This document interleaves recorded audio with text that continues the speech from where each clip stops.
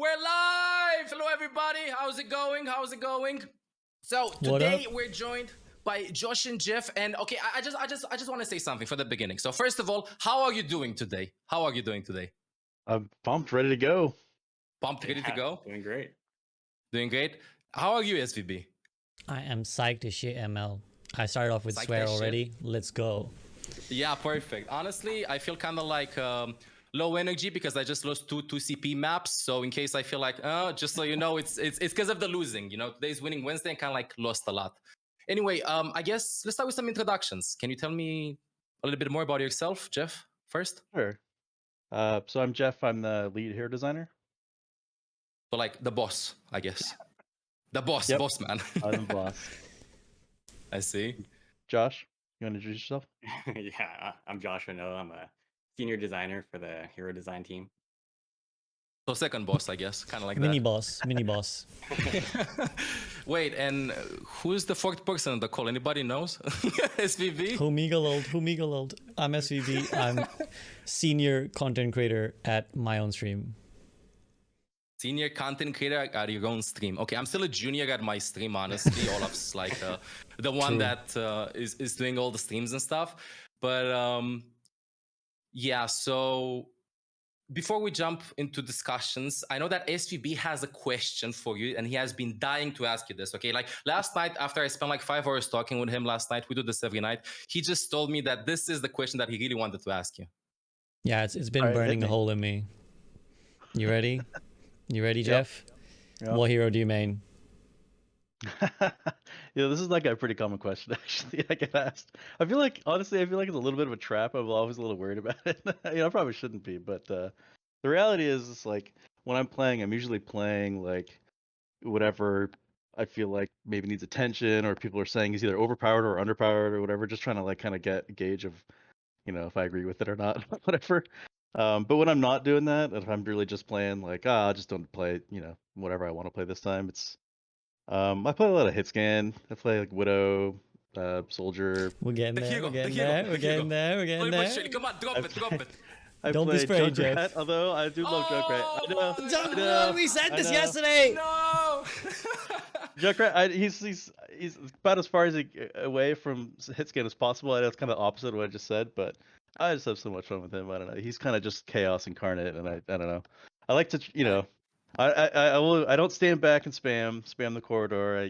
I go for like sort of the Mimi air shots and flying direct All hits. Junkrat players say that. Geoff, all Junkrat players say that, but then I randomly die from across the map and they go like calculated, Skillful. Fair enough. What about I think you, I called Josh? that, ML. I called that, by the way. I want to put it on record. Yeah, you called that. I remember. Yeah, I think in terms of like hours played, my most played heroes are probably Zarya, Ana, Mei, Pharah, and Tracer. Wait, you said May. Okay, goodbye. That's a good hero pool. I respect that. That's a noble hero pool. There's Geoff over here with the Junkrat. Josh has got the noble hero pool. Imagine At if least you no one can. Go ahead. I was just gonna say, at least no one can say that I'm Junkrat's getting favorite balance treatment, because I don't think a lot of people considered him to be super good, except for Donkey apparently. Yeah, honestly, yeah, you got a point. It's true. I just don't want to play against you two. Junkrat and May, no. I don't want to do that. Yeah. Speaking of playing against you and stuff, I gotta ask you this. Okay, this is my question. What does Sag argue? What's your guess, Sag? Pika Sag. I like Plat, a little high, so I know. Plat, huge. Yeah. That is good. That is very good. It is. Yeah, it yeah. is. Up above the average gamer. I always Yeah. feel like I could, like, if I really push, I could get through and like really focus on a hero. But as I said, I don't really do that. But also, I'm sure that's what everybody thinks, so that's probably not true. Plat chat, goes like one of us. So you have us on your side. What about you? Josh? My peak is 4350. Woo! I never Giga actually Chad. broke into the 4400, but Giga Chad. yeah. This perfectly encapsulates the sort of dichotomy of the Overwatch community, where it's like Geoff is like, if I try, I think I can get out of Plat, and then there's Josh like, man, I'm really struggling to peak 44, man. It's tough out here. The duality. All right. Well, I guess we got a chance to know each other a little bit better. Now let's talk about where we're gonna have dinner.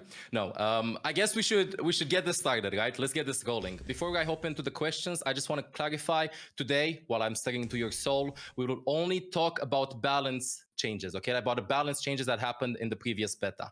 With this being said, are you ready for the questions? Are you ready for the questions? Yeah. Yeah. Yeah. Okay. Let's go. So, first of all. I'm curious about your personal views on this. Who's more annoying to play against, DOOMFIST tank or DOOMFIST DPS? So I thought it was interesting because I discovered as we were talking about this that me and Josh have different views on this. I definitely felt like, to me, the DPS version was, more frustrating to play against. But I'm also the one who led the charge on the DOOMFIST rework, so maybe that makes sense. But yeah. Yeah, I kind of fall to the tank side of things. Like, they're annoying for different reasons. Like tank Doomfist, you just can't kill him, and he's always getting away, sort of like Wrecking Ball, and he's also like snaring you and doing all sorts of things. So we are probably going to try to look at making him a little bit less annoying if we can, but it's not really, a question of he's too powerful or something. It's more like trying to even out the gameplay experience for everyone. I'm Yeah, gonna we be have honest. Go ahead. Go ahead. we have a change actually planned for beta 2 that's we'll see how this plays, but we're going to try just removing the snare from a seismic slam entirely. It's a pretty big shift because it's not just like reducing the snare or something, it's like just killing it. Completely removing it. But there's That's some bold. there's a bit of shenanigans you can do with it beyond just the normal snaring people. Like you could snare somebody and then ult them if it's like an Ana or Zen or something like that. Like they're kind of screwed because the snare just makes they can't even get out of the ring. So like certainly solves those problems as well, and we'll make sure that he's ends up being balanced correctly afterwards if necessary, or maybe maybe it ends up being a bad idea, but we'll see. But that's the plan anyway. As a support player, I completely approve of this. All the support players happy. We already got a leak, ML. We already got a leak out. It's successful. That's End right. now. End call now. Exactly. Okay, was it my turn now? Can I ask my question? Your turn. Yes, kind sir. My turn? Okay. So I'm serious, full serious mode, guys. Proper question. How do you balance between the roles? So how do you feel about the power of each role relative to each other? So do tanks need to be as strong as DPS, as strong as supports? Because you know how the community are. Every role thinks the other role is the strongest. So you gotta answer how you feel about this. Yeah, I mean, it kind of depends how you define like power. Like, how do they have equal power? Because they're all doing different things in the game, and really, sort of the end goal is to make sure they all have an impact on the outcome of the match and have like a way to kind of carry through their own skills. Um, if we're talking about power just in terms of numbers or something, then in Overwatch 2, it's going to be tanks. There's only one of them, so they've just kind of got more stats than everyone else relatively. Can I ask something? In your view, who do you think has the highest carry potential out of all of the three roles? Your personal points on this, based on your games. Who can carry the game the hardest? I mean, I've seen all the roles carry like super hard in different ways because, sometimes you just can't kill anything, and support are just like making big plays, and Ana lands the anti-nade and a sleep on somebody, and it's just like team fights won. Reinhardt can come out of nowhere and just earth shatter the entire team, and that's like a really obvious example of like he literally won that fight by himself. He just killed everybody. But there are a lot more nuanced situations, like that kind of just win the fight. If Mercy's kind of juggling between like healing 3 different people that are all crit health, and it's like having that decision making to which target are you going to focus first and kind of keep them up, like that often wins fights too. So players win fights, not heroes, from what I see. Which is, I agree with you completely, honestly. Like, for example, like a Mercy healing people that are critical HP, prioritizes the healing and so on. I feel like people don't talk about that often. And I'm happy to see that you guys think about that as well, as in like who carried that team fight, and that everybody actually contributes to the team fight, no matter if like DPSs get the cool kills and supports just like heal, for example, in that case. Although support shouldn't only heal. Speaking of which, what does balance mean in your opinion? As in, what's a balanced Overwatch game? What should a balanced tank, DPS, and support do? I mean, it's kind of a tough question to answer, but I mean, broadly speaking, I would say our goal is just to make sure that every hero is viable. That doesn't mean that every hero is viable in every situation, in every map, and everything. I mean, I actually think it's fairly healthy for the game when certain heroes really shine on certain maps, and it's kind of a strategic decision-making play and when to do that. You know, obviously there are a lot of maps that Widowmaker's great on, and other maps she's not. As an example, and there were like, you know, Bastion maps that were, you know, people tended to play, like Route 66 and JUNKRAT and stuff. Those are the ones people favored to try to make the Bastion work, at least for one run usually, stuff like that. So I really liked it when the maps get integrated that well to the balance and the heroes. And there's a lot of just verticality elements, of course, too. Something like Hollywood 2 is like, you know, are you really going to run around there with Tracer? I mean, maybe, but it's going to be kind of tough depending on how you want to deal with the guys on the upper ground. But the real thing we just want to make sure is that every hero is viable, and also if you want to play like an off meta pick or something, you know what the meta is, but you just want to play Junkrat, let's say, that it's not like so out of bounds that you're just like actually throwing. I know some people would say you're throwing. I don't think you're throwing. I Just think been playing one too many times. It's the Yeah. player, you know. That's actually my biggest pet peeve, if I can just like rant for a second. Go, where it's Josh, go. Go on. You know, just Overwatch League is a completely different game in terms of like their coordination and teamwork, and kind of what we've seen over the years on the ladder is that you can really make anything work.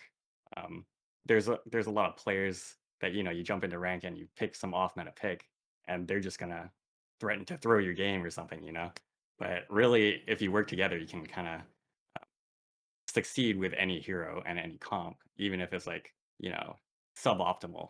It's not like a reason to tilt. And one of the interesting things we saw from stats, just looking at different regions, they tend to have different metas at, you know, different times.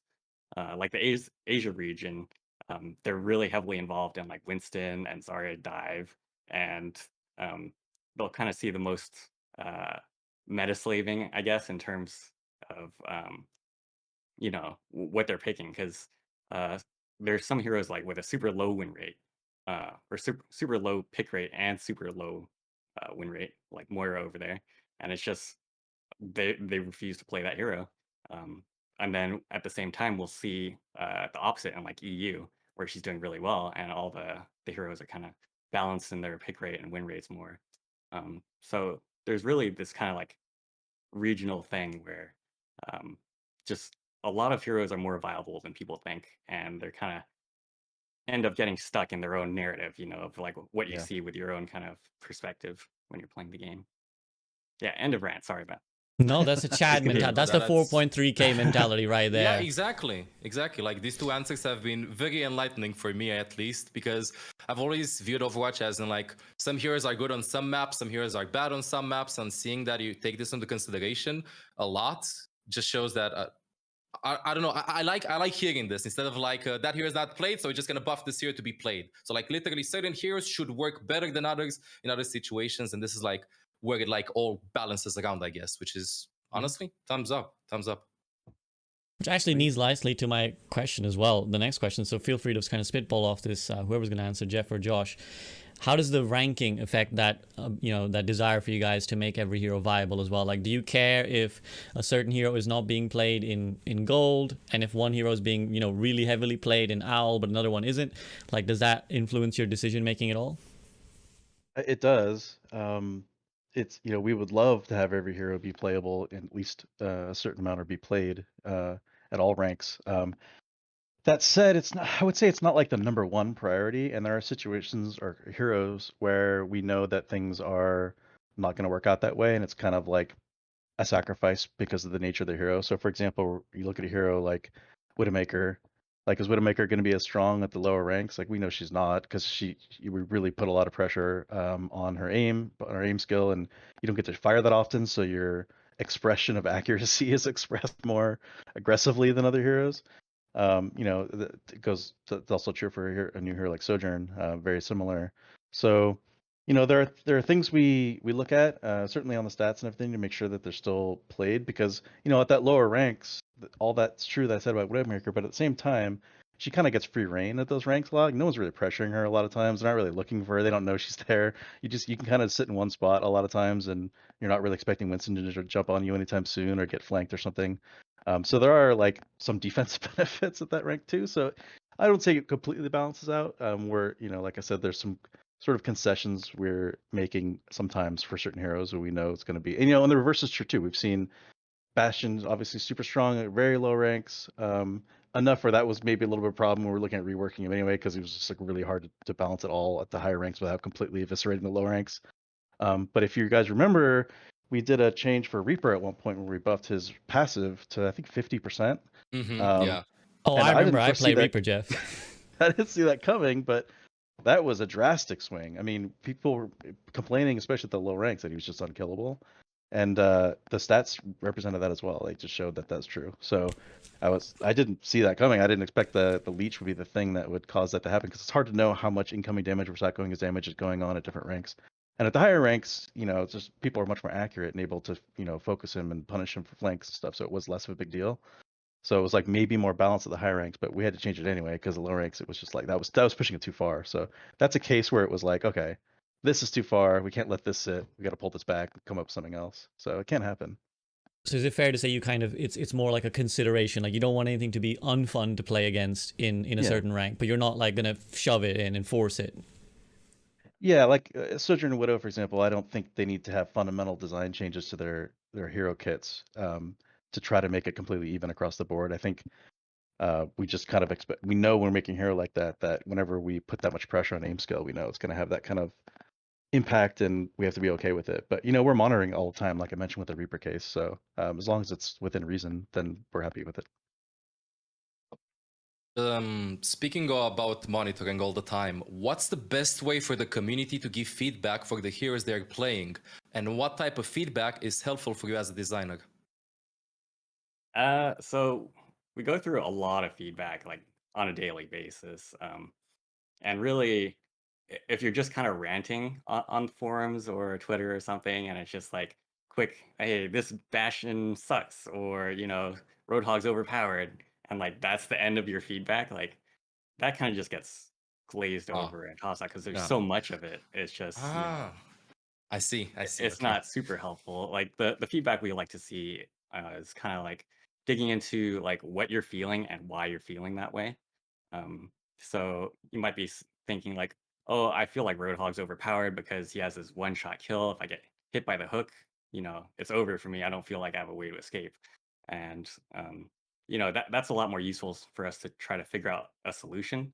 A lot of times people do suggest solutions to us, and you know, that's like a fun kind of brainstorming exercise. But I think the problem we see with that is usually if it's on a forum or something, people start trying to pick it apart and like the message gets lost a little bit. It's like, oh no, this solution doesn't work for whatever reason. And that's kind of like, it ends up being the focus a little too much rather than, you know, what the problem is. So we should like find the problems, talk about them, talk about why they're the problems, come up with solutions and so on, but like not like discuss about them that much, you know, as we can all agree that the more people talk about finding like problems about a certain hero, like Hog's one-shot ability, for example, and Hog just being annoying and ban Hog and remove Hog and stuff like that. Yeah, Hog one-trick ponies in ranked games. Yeah, You're reading my post right now, Memel. You're reading my Twitter post right now. Yeah, I'm reading a Twitter post right now. I have it right here. I also have a poster with it in the left. So yeah, okay, I got it. So we just like gotta talk about the problems a little bit more and why they are problems, and then you're gonna take them into consideration to see what you can come up with to fix them. Right, and that's not to say we need like a whole essay on it or anything, you know, it's just like a couple well-reasoned paragraphs or sentences even is like a lot more effective than having like this huge memorandum or like document, you know? Understand. Or- okay. Yeah, exactly. Or like delete Roadhog is like the way I think of it is like in my mind. I mean, I wouldn't say, I don't want to make it sound like we're like completely ignoring that feedback, but the way I kind of think of it is like, okay, in my mind it goes into like the voter ballot box of like, okay, somebody didn't like this, but I can't do much with that unless it's like, you know, there's like so many of them that it's overwhelming and the box is overflowing with these little notes that I put in there effectively. Then it's like, okay, maybe I'll look in and try to figure it out, I guess, what people are mad about. But it's a lot less impactful, I would say the least, than having, you know, some more well-reasoned posts and stuff like that. So the hashtags don't work. It's good. The hashtags don't work. Delete Roadhog, delete Brig. They don't work. we haven't deleted anything yet. True. Okay, I like that. Express your problem, not necessarily your, you know, unfiltered emotion. That's how I'd summarize it, right? Express the problem like a therapist.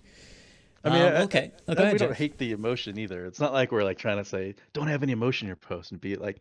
I understand, like especially a lot of these posts, I feel like get made just after a ranked game or something, and like you know, I feel like it should be that mandatory cooldown period of posting after you quit the client or something.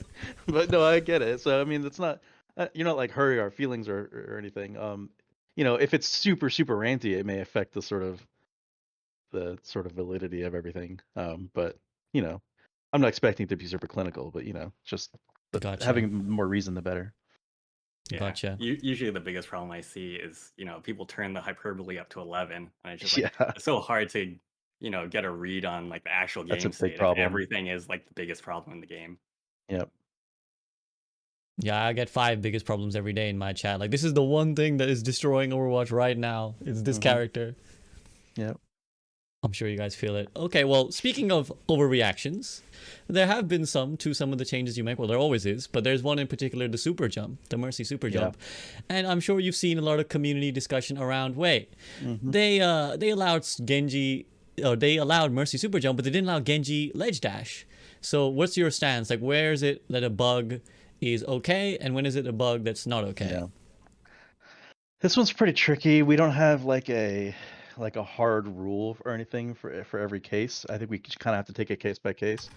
But the broad strategy is we first thing we do is look at the bugs, obviously see what's going on and see how buggy the stuff is and see what what the results are and how consistent they are and how easy they are to pull off and just sort of do full investigation on what's actually going on.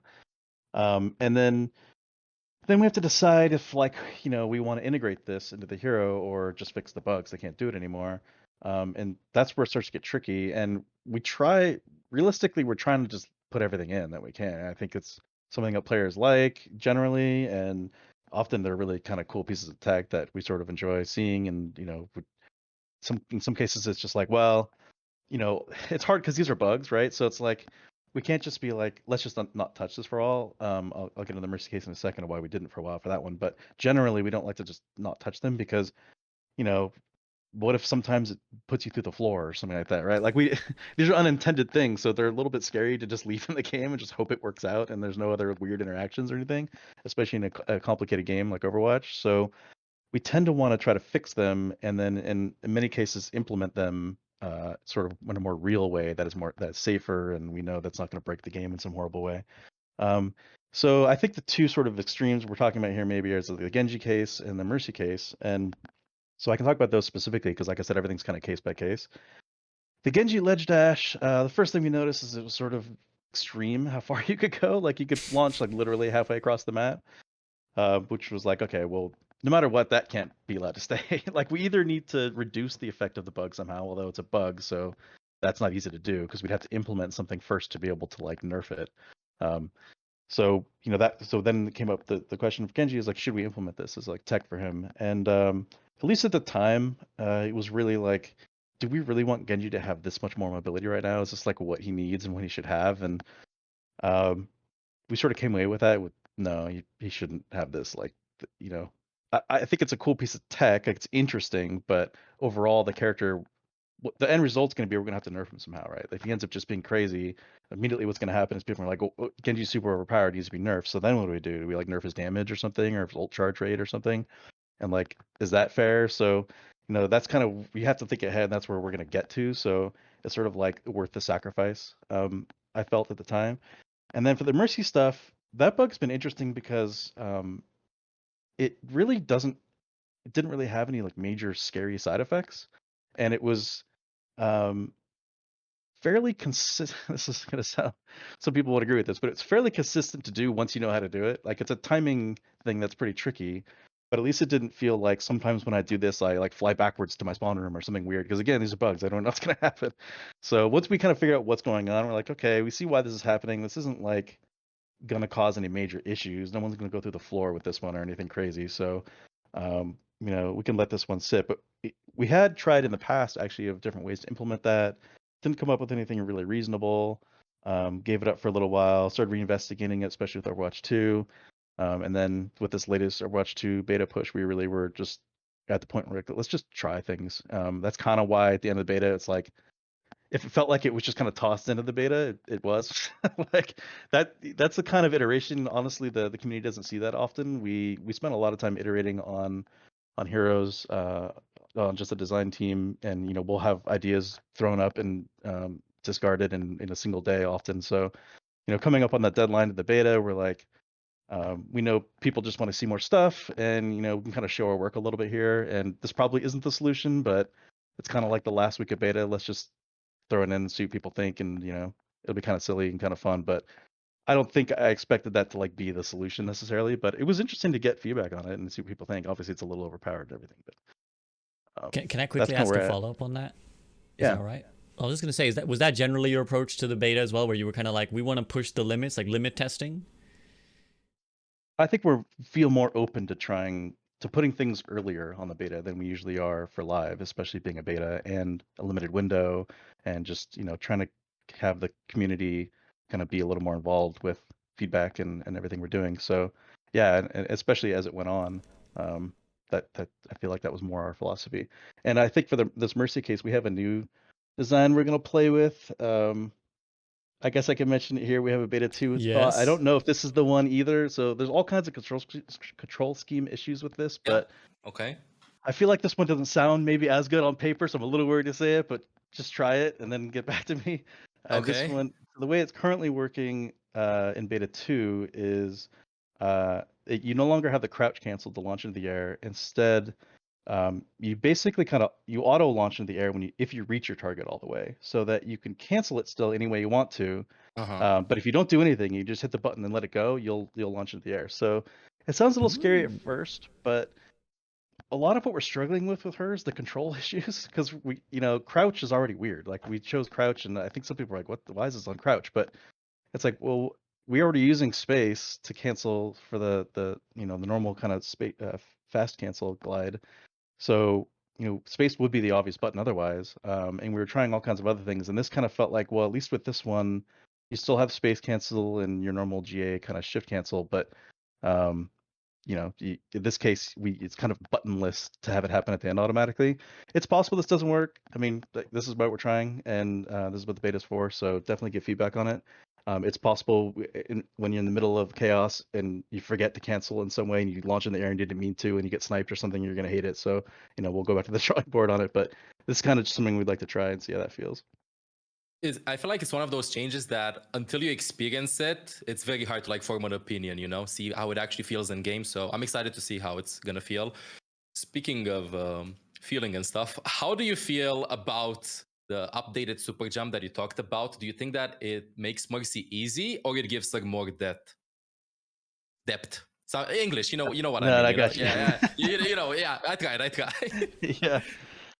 Yeah, so this is a really broad, so actually design question that kind of gets to the heart at is how much sort of skill from a hero should come from mechanical inputs, and how tricky should it be to do any particular move versus how should it be more when you use it and how you use it in game and everything. So it's kind of right on that edge. I feel like where I know a lot of people will say there was a lot of skill in practicing the old super jump, and that's something you can gravitate or graduate to as you got better and get better at. But at a certain point, we're looking at here Mercy, and while I like that she has this extra skill component that isn't aim skill, because the goal for Mercy has always been not a big focus on aim skill and try to give her skill in many other places. So I at least appreciated that. But it felt like it was just a little too hard to do and really inconsistent for an average player. And it started to get in that Genji case I mentioned before, where it's like, are we gonna have to start balancing for this, the fact that she can do this, because it's pretty powerful. And then if we start, let's say we nerf her healing or something to compensate for this, is if you're not doing this trick now, you're sort of screwed, right? She's not, you're losing a lot of power basically out of the hero. So it kind of can become a bit of a balance nightmare. So in this case, we're just trying to find a way to implement it for real. In fact, if you notice, the original one I put in at the end of beta was I was trying to keep the tech in there also. So because again, it's fairly benign tech as far as the how scary it was. So we really wanted to try to leave it in there if it was okay. But it was like, well, if you could super jump, why do it? But there may be cases and situations where you might want to do it if you. So at that point, the impact on the balance of the hero was much lower. So it's kind of like fine because we're not going to end up changing the balance. But So we'll so have to it's see if kind of that's like the case. it's kind of like a balance between how accessible it is for like the player that just wants to start playing Mercy, how easy it is to do it, and how strong it is, I guess, right? Yeah, exactly. Yep. So you want Yeah, like it's more people also to be able to do it consistently. I see. yeah, it's much more discoverable for new players as well Mm. if there's like a button for it or it happens automatically. Like before, you would only kind of see it happen, find out about it by witnessing another Mercy do it in the game, and you're just like, I can't do that. Well, what are they doing? Yep. Yeah, and I think another thing Can I, people underestimate is like, players who maybe physically have difficulties while executing those things, right? So that's accessibility in that respect as well. Mm-hmm. I wanted to ask you something. I know that we passed the question, but about the Genji ledge dash.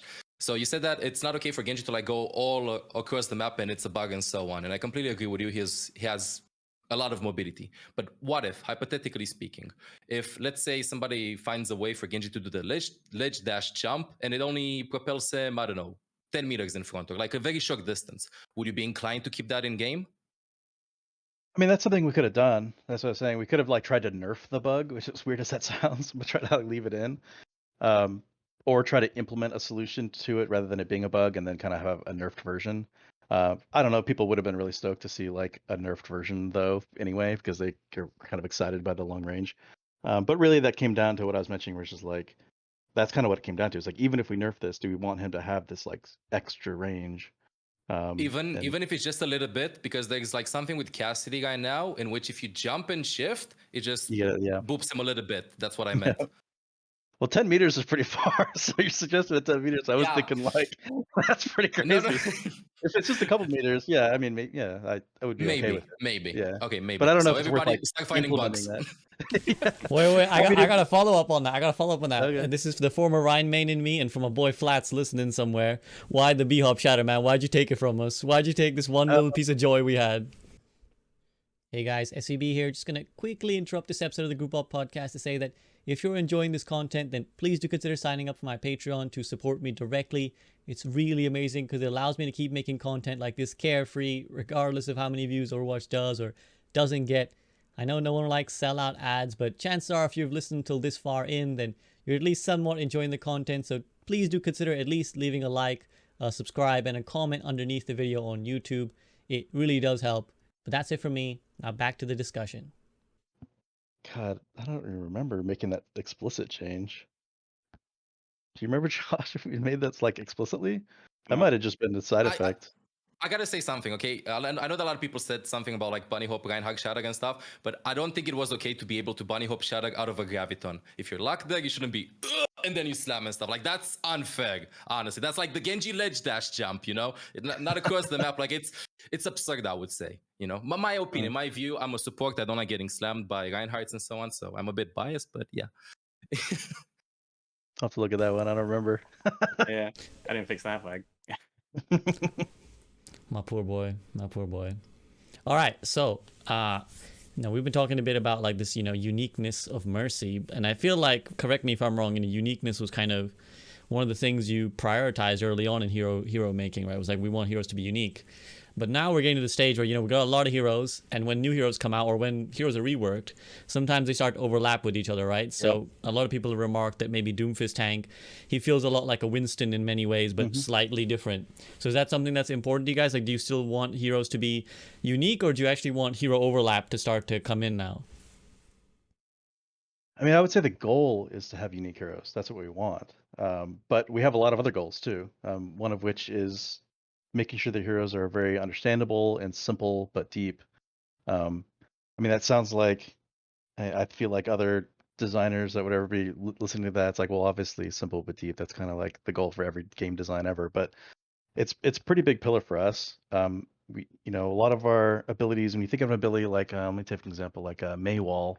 It's a pretty simple ability on paper where it's just, hey, I can create this wall, but there's some details about it that add some extra depth to it. That's sort of gives us more of that feel. So for example, like the flat top means you can stand on it and use it as a ledge and lift people up and things like that. And the fact that they're pillars instead of a single wall health means it interacts with how the enemies deal with it and how they kill it, and adds a little bit of depth on the on the other end. So the stuff like that is, you know, always a goal, to keep things understandable but still deep. So with that goal in mind, it can be tough to keep everything really unique, because one way to make everything unique is just to keep adding things to it, right? Like it does this, and in this situation it does this, and like it's different than this ability because when you're stunned it works this way, and all kinds of like craziness. And a lot of times when we're working on prototypes, we get in that state because we're iterating on something and we want to add a tweak or just change it this way, and then we look at it and we're kind of back up and look at it like, this thing's kind of crazy. Do we really want like you look at the tooltip you have to write, you know, we have those F1 simplified tooltips, and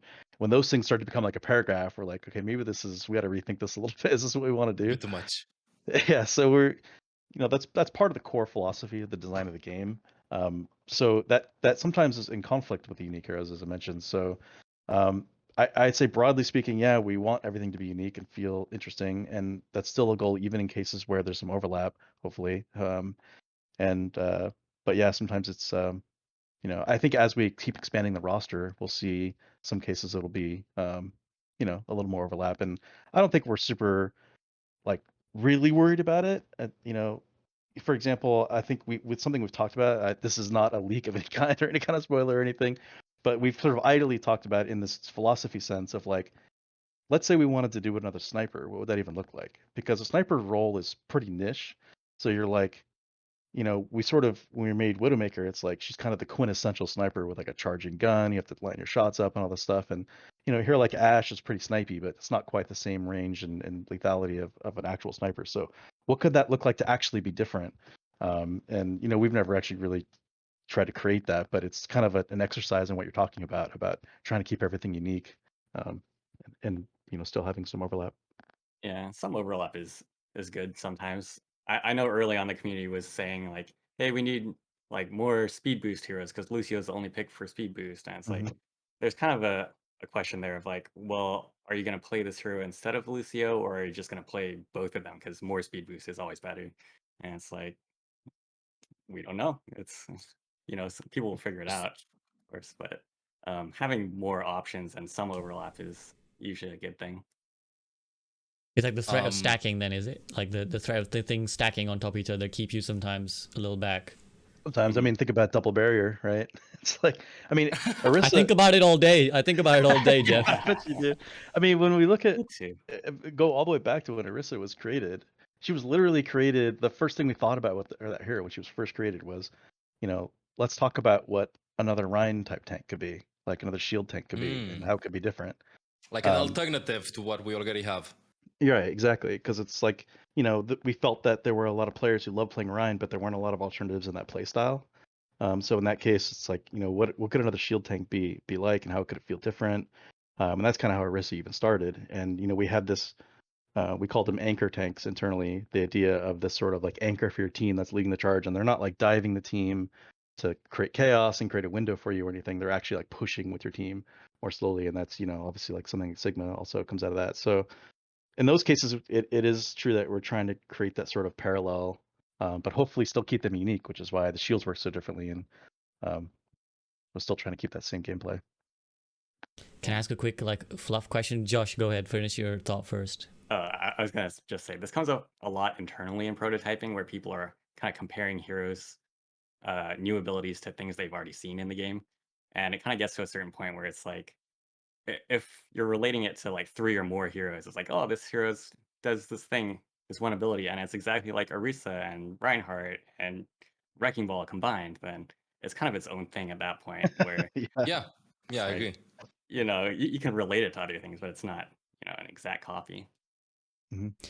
I was gonna ask, like, because you said that you started adding some stuff that you were like, this is so complex, you know, we're not even sure we can keep this. Was there anything really fun that you were like, we made this, but we couldn't, like, we just scrapped it because we were like, nah, this is just too much? Man, I could tell you a story about, you know, we've been working on MOIRA changes. That's not much of a secret. We've talked a lot about trying to look for MOIRA stuff. And, you know, we haven't been able to throw anything significant into the beta yet, but we're, you know, we've been looking for stuff for beta 2. And, you know, like we've tried all kinds of crazy stuff, but I'll just throw one out there. For example, we were trying, you know, we had this idea for this, you know, what if she could purge, which is kind of like a WoW term that shamans use in WoW, which is like an offensive dispel. Like, what if I could remove buffs, right? Because that's kind of interesting, and it kind of fits Moira's kit, and we thought that was kind of cool. We ran into a lot of control scheme issues with how can she do this mechanic now with no buttons left, but how do we do it? And we created a list of what we considered buffs, and it's very complicated in our game. What is a buff? Like, I don't know, is soldier sprinting a buff? Is the movement speed bonus that Genji gets when he ults a buff? Like, does that get stripped? Like, what is a buff in our game? So, you know, we tried to figure out what we would even strip, and it got really complicated really fast. And I was just like, this is going to be completely not understandable. So, you know, what's an alternative? And that led us to this idea of nullify, and what we were calling nullify. And nullify was this idea that you stick an enemy with it for some duration, let's say like 3 seconds or something, or 5 seconds. And during that time, specifically their damage dealt buffs and their damage received, their less damage received buffs and their speed buffs were set back to non-buffed status while that effect is on them. So it's kind of like a purge, but it's also state related. So if I put this on you, it's only suppressed while the state's on you, and then you get it back once it ends. Cool. Yeah, we tried it on Moira's orb. It was pretty interesting because you could, like, you know, you have the Lucio speed rush coming onto you, and you throw the orb at them, and you kind of slow the enemy team. Counter. Yeah. Yeah, Nice. it's not a snare. It's not a snare. It just sets them back to normal speed. So they're slower than they would be. And of course, there's like trying to hit Genji Nano Blade with it, so to try to nullify Nano and stuff like that was pretty interesting. We ran into a ton of problems with this too. I don't know if that will ever see the light of day exactly. That got really complicated also. But I don't know. Now that I just set it up, everyone's super amped on. I'm able to try to fit it in somewhere. But it sounds like had some it's something potential. incredibly broken. It sounds like it's something that's going to be incredibly broken initially, but Yeah. maybe there's a middle ground somewhere. And honestly, I think that it brings a lot of hype to Moira, and it's like something that's missing from her kit has a reason to pick her other than just like heal and throw damage ribs and stuff, you know, and left click. Yeah, and that's it. You that's know, a lot of what we're it's talking good. about with her. It's good. Yeah, for a Personally, while. I love it. I love that idea. I know it's gonna be broken. I know everybody's gonna be like, no. So I don't care about it. As a support player, you got me psyched about it, honestly.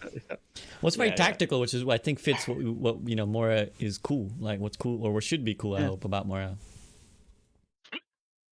Josh, you were gonna say something. You were gonna add something. Oh yeah, I was just gonna throw in it also stripped overhealth for like a little Oh, while right. as like part of the nullify effect, and it was just like this extra big FU to Lucio and his Please. ult. Oh, Lucio mains are Ball crying, and man. You just Or made Geoff 5 Goodman. Lucio mains Like cry. that.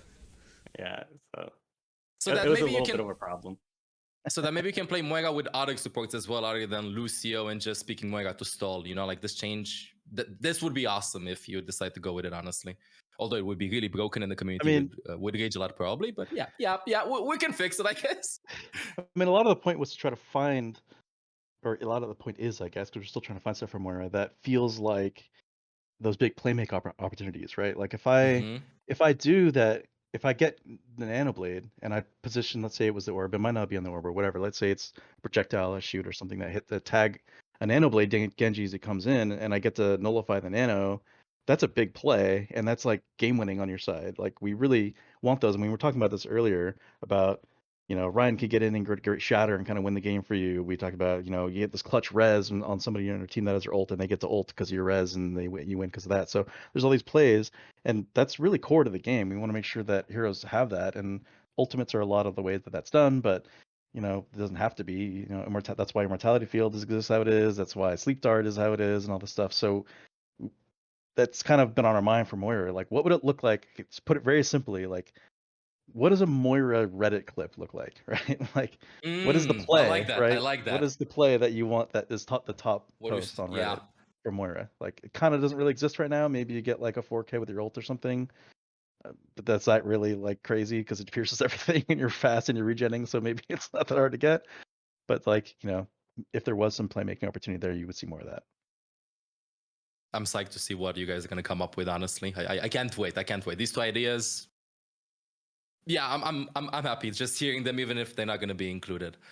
Speaking of like carry potential and so on, Josh, I gotta ask you this. You said that you play a lot of Ana, okay? And as I've tried Ana for the first time in the beta. Up until then, I never played Ana in my life. But I know that she had 12 bullets And in the beta, she had 15 eventually.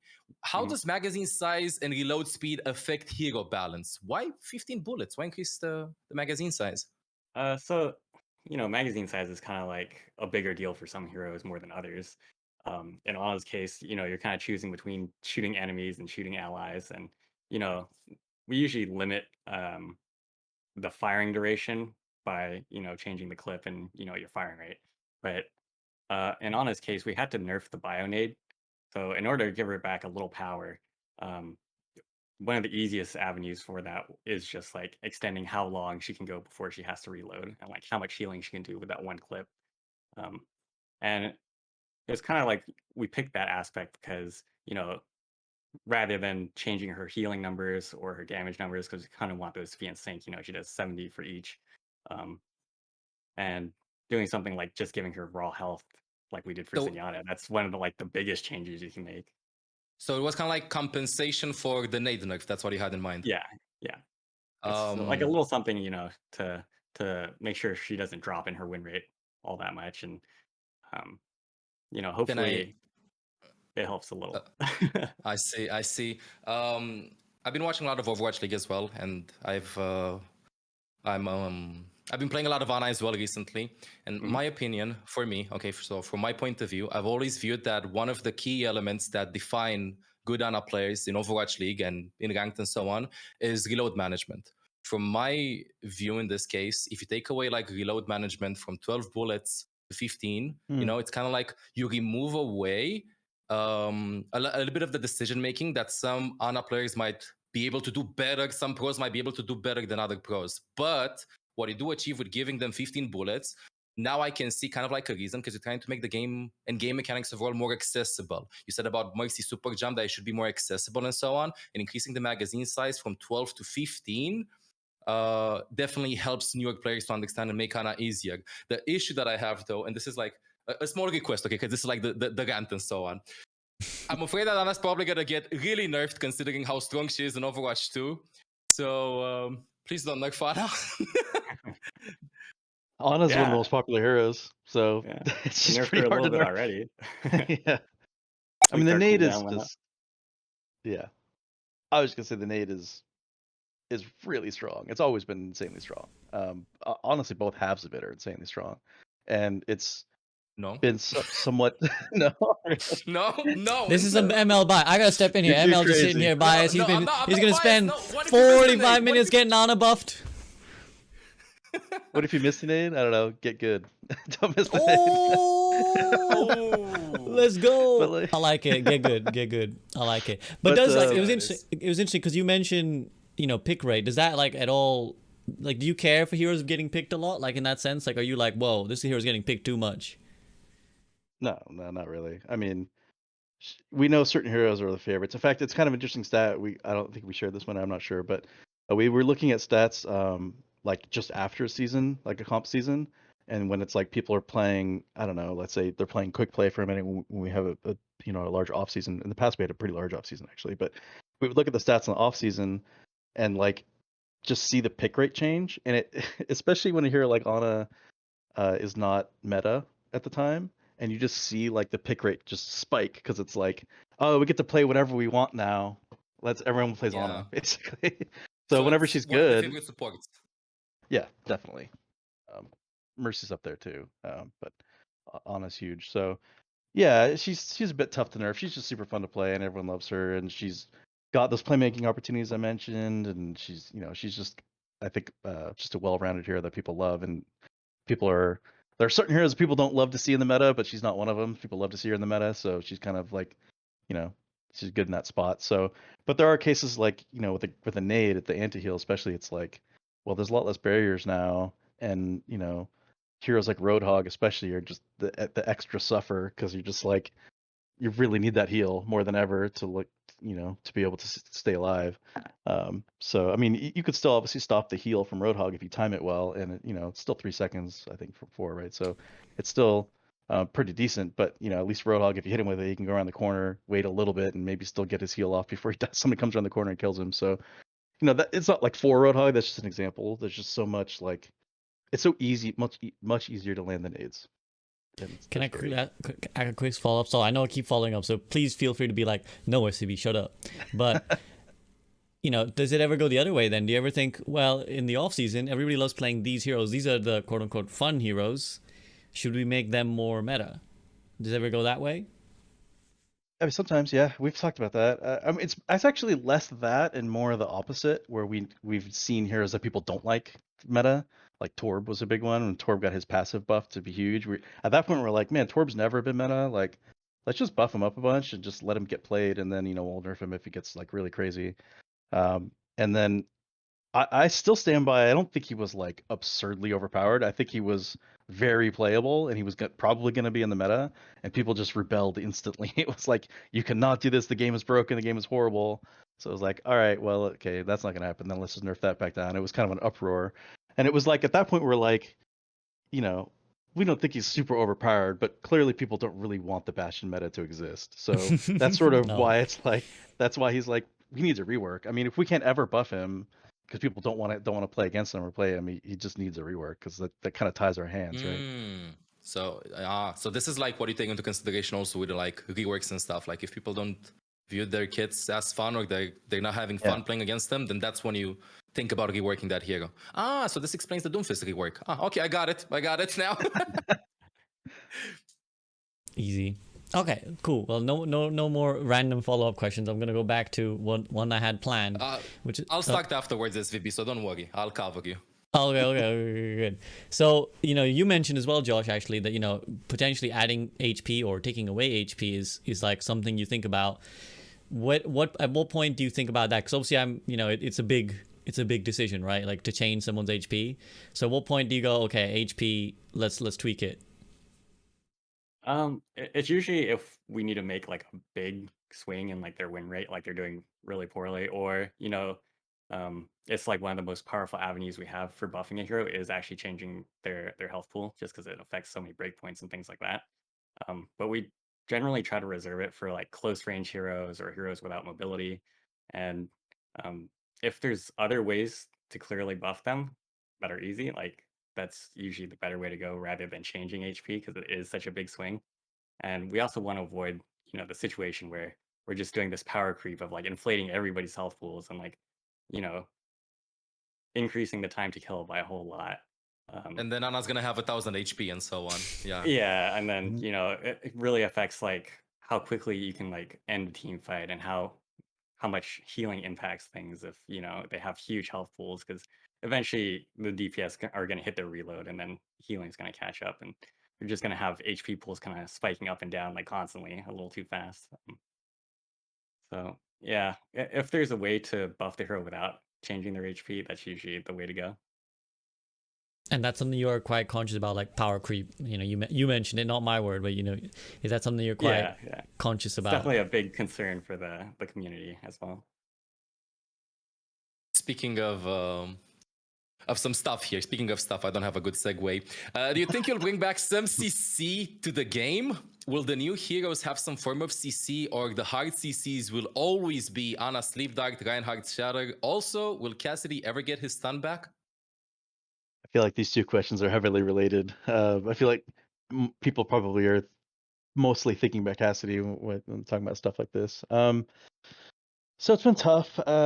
It's tough because we're getting a lot of feedback that says people really appreciate the less CC, broadly speaking, in the game. Especially when the beta ended, we saw multiple posts and got feedback internally too about people going back to Overwatch 1 and feeling like, man, I was kind of enjoying the lack of CC. Falling back into this now where there's so much CC in the game is, I kind of miss the lack of CC. So they're certainly tied together, and it's tough to just sort of be like, oh, Cassidy needs help, let's put a stun back, because we're sort of slipping on the whole meta point of having less CC. Though I will say we have been reviewing some of them, and this is, I guess, another spoiler for beta 2, but we're for Junkrat, we're giving his trap back, his full mobilize.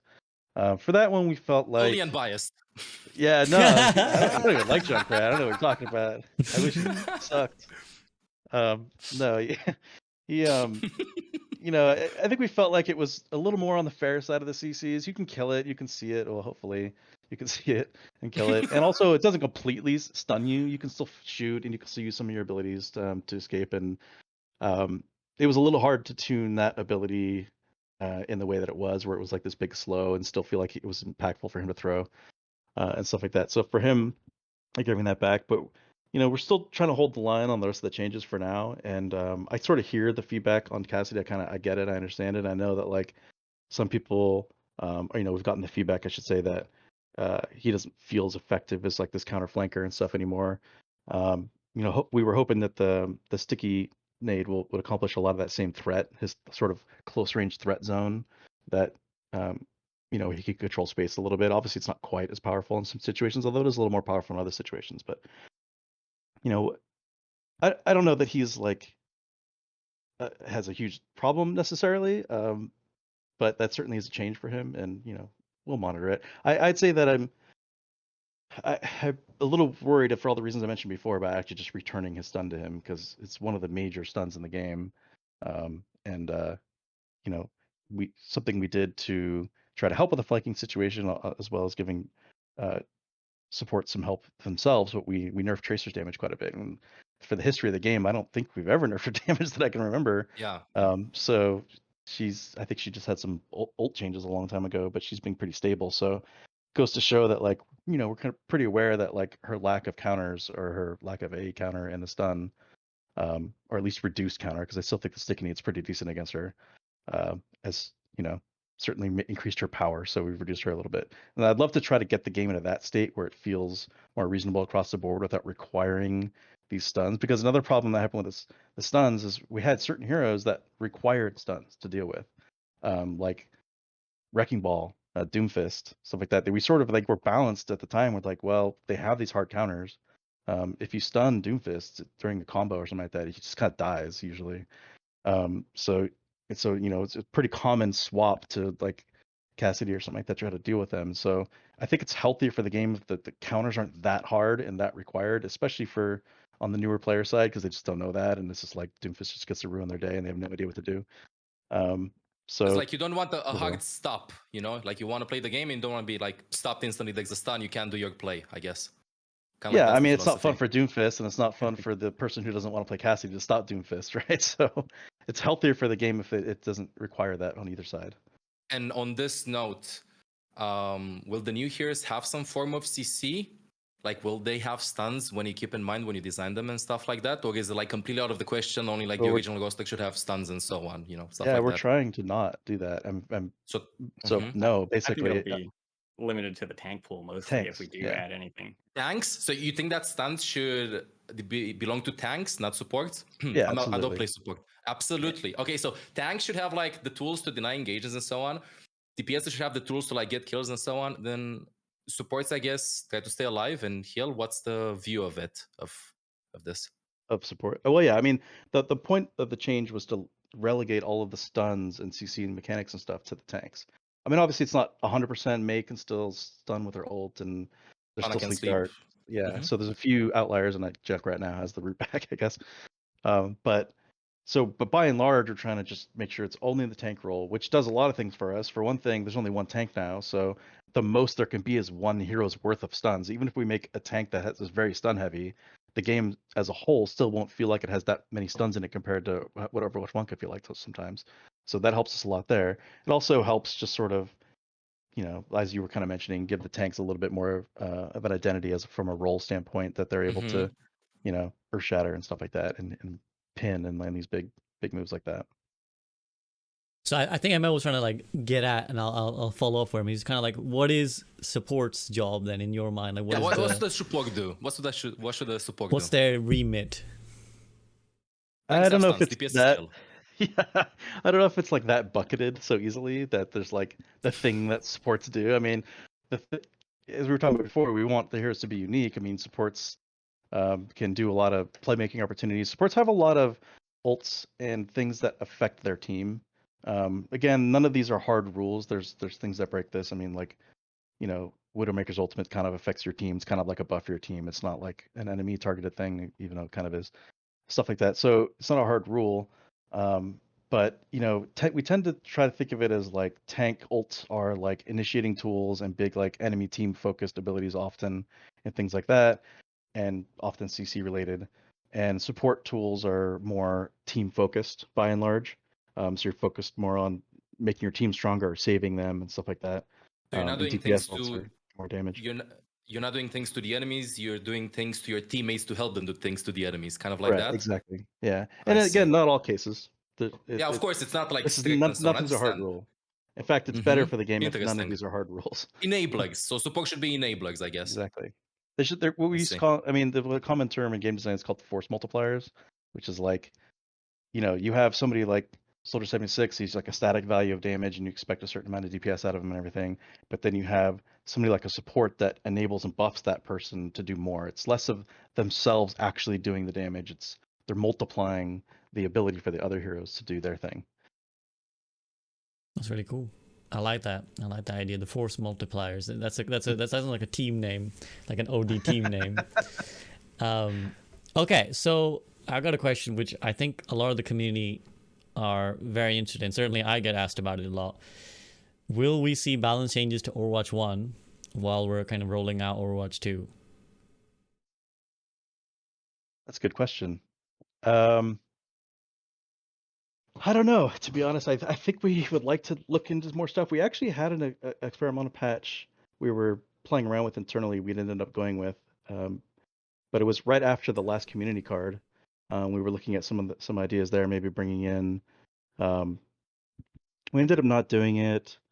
To be honest, I don't remember exactly what was going on at the time, but there were some issues with it, and the timing was bad for some reasons that I don't exactly remember. But I think it's a reasonable ask, and you know, it's hard when we have all these resources so focused on Overwatch 2 and trying to make sure we get these dates and everything sorted to try to spend some time on it. But I do think it's a reasonable ask. Yeah. So I really don't want would to commit to anything, but yeah. No commitment, but I really would like to do balance patch for Overwatch 1.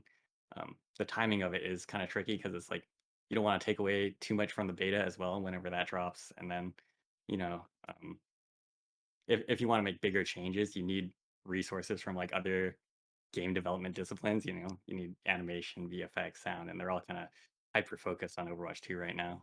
So maybe like a big tuning pass would be super cool, or something kind of a little more experimental than we usually do, but we don't want it to get too arcadey or like a circus or something because it is still like a live service. And there's also Understand. kind of the question of like, do these changes that we make to the live game also roll into Overwatch 2? Are we only like picking and choosing those changes that can kind of be compatible that way, or do we do something crazy with Orisa because she's changing, you know, so much anyway? She's getting a whole rework. But I mean, it'd be definitely cool to do something. That's very interesting. A lot of Understandable. considerations that Yeah. I don't think we always think about. Yeah, we don't think about it, but we definitely appreciate the answer, honestly, and I appreciate the transparency with this. I bet like it's really hard to say stuff like this. And honestly, speaking of transparency, just wanted to say a big shout out to like who had the idea of posting the stats with the Zen stats that increased his win rate and so on. I absolutely loved it. I think a lot of people loved it as well. Like that type of transparency is just through the charts. It's amazing, honestly. It's really And nice for to being see here like as well. and for being here as well. Yes, for being here as well. Speaking of which, I'm gonna keep you one more question. Is that okay? Mhm. Sure. Okay, last question. What's the biggest change that 5 vs 5 brought to your hero balance philosophy? You want to go first, Josh? Yeah, I mean, there's like a whole lot of things we kind of have to feel out for, you know, the loss of a tank. And early on, we kind of felt team fights were going on a really long time, and we kind of nailed it down to like healers are just healing so much, and there's Healers? tanks, yeah, support, Supports, yeah, supports, yeah. Yeah. That's my trigger word. I'm sorry. You got him. Yeah, got him. I but actually thought there's this more would be- people that heal than just the supports, but Exactly. Yeah, you're on a main job, or you say you play like I betrayed them. You betrayed us. yeah. I mean, that's kind of a point I'm getting to, but one thing that I felt the game played better with less healing overall, and the reason for that is just it makes damage more valuable. You know, it makes sustained damage and burst damage a little more equal in, you know, they're just raw value, and then you don't have to tune the damage as high. So, you know, you don't have HP pools kind of bouncing from like 1 HP to full HP. You know, we've all had that person in comp make the call like, you know, Junkrat's 1-1, you know, kill him. And you turn and you shoot him like within a second and he's full HP already. And it's like, Or they lied. oh, One of the two. you know, they do Usually that the a lot, second. but They usually lie. it's Yeah. like, He's oh, yeah. obsolete. They've been healed. And there is kind of like this kind of catch-22 where there are support players that want to primarily heal. And so if we lower healing overall, then they feel like they're kind of trapped into that heal bot status a little bit more than they were before, just because, you know, the numbers are literally making you heal more often to get to full HP. But I think there's like a balance to be struck there where as designers, we want to create interesting choices, right? You see this in like Ana and Mercy's design where you can damage boost, you can heal, and there should be like kind of a little bit of tension between like when do I do one over the other. In Overwatch 1, that's, you know, a majority of the time the right answer is to heal rather than damage.